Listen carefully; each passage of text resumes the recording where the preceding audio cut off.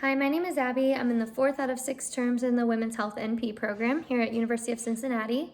I'm currently living in Frisco, Texas, which is in the DFW area. I chose case study 5.1 from chapter 5. It's on workplace safety. So, sorry, my cat. So essentially, this is talking about getting a bill and law passed where it becomes a felony to assault a nurse or other healthcare professional. So my case study question is, what are some key points that need to be made on the issue when bringing up to a sponsor or co-sponsors in legislation so that we can hopefully get it to a point where it is a felony to assault a nurse? So I found some literature here. Basically, I wanted to start with saying that even if you're an ER nurse, even if you're an inpatient psych nurse, even if you're an outpatient psych nurse, no matter where you work, you should never be made to feel that it's a given that you're going to be assaulted when you go into work, especially if you're in a position of service. But again, never. Violence against nurses and other healthcare professionals needs to be a felony. I know in some states it's a felony to assault. Probably most states it's a felony to assault a police officer. They're also in a position of service. So I don't see a difference in also making it a felony against nurses. It's a quality of life issue. It's not only a physical trauma issue, but it is extremely psychological. And when you're dealing with the quality of life of healthcare workers, then their work suffers. So they can experience PTSD, insomnia, burnout, increased turnover rates with staff. That leads to increased incidences of mistakes during patient care, which sometimes can, as we know, can be life-threatening. And the whole purpose of a nurse is to make sure that their patients are safe. So if they're going to work scared about assault, or if they have been assaulted and then all of a sudden they're experiencing this psychological trauma or physical trauma that makes them unable to work at their best potential, then we're putting the patients at risk too, which kind of negates the whole reason for a nurse. So I wanted to talk about some of the rates of violence on nurses and the effects that it has. In Press Ganey's National Database of Nursing Quality Indicators, in September of 2022, they issued a statement that more than 2 nursing personnel are assaulted every hour. So it's obviously a prevalent issue. And I believe that if we're made to be a felony as opposed to a misdemeanor, then this incident could decrease potentially because patients may be afraid of a felony charge.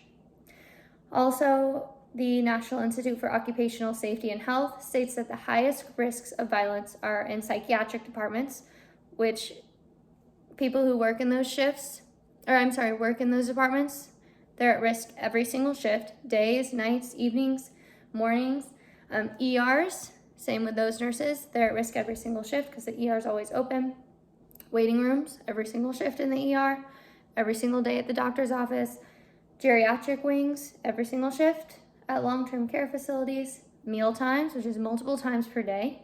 And visiting hours, which is every single day.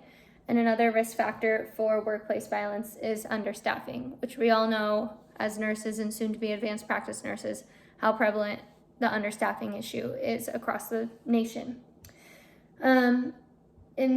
Also, the American Association of Critical Care Nurses conducted a study in 2021 and found that 72% of the nurses they surveyed reported at least one instance of verbal, physical, sexual, or discriminatory abuse within the last year. That was in 2021. There's no saying whether it's increased since then. The American Association of Critical Care Nurses supports nurses and other healthcare professionals in pressing charges against cases of abuse. And I know that there are other professional nursing organizations that support this as well. Now, the effects for workplace violence, according to the CDC, can range from short-term psychological effects to permanent disability or even death for these nurses. There's also monetary impact potentially from missing work, medical and legal expenses that aren't covered by the hospital. And then it's not only the nurses or the victims themselves that are affected, but also studies have shown, according to the CDC, that witnesses and bystanders also suffer potentially severe psychological trauma. The Texas Board of Nursing, I'm in Texas, so I looked up their stance on this.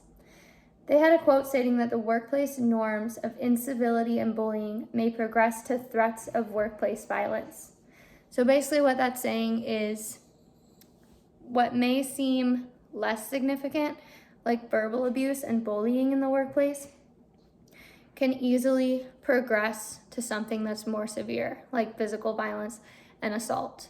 So we need to even be aware of the verbal abuse and potentially making that, to a certain extent a felony as well, because we don't want things to progress.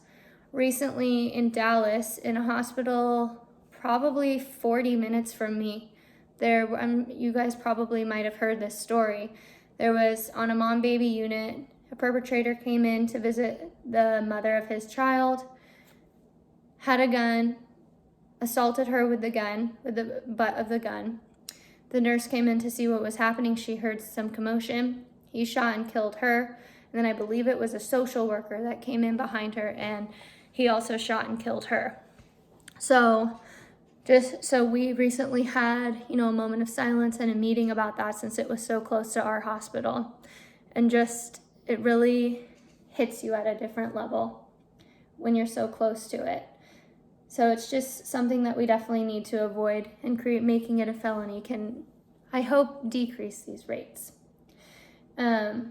Because things like verbal assault and bullying, like the Texas Board of Nursing found, can escalate to those kind of situations, shootings, physical assault.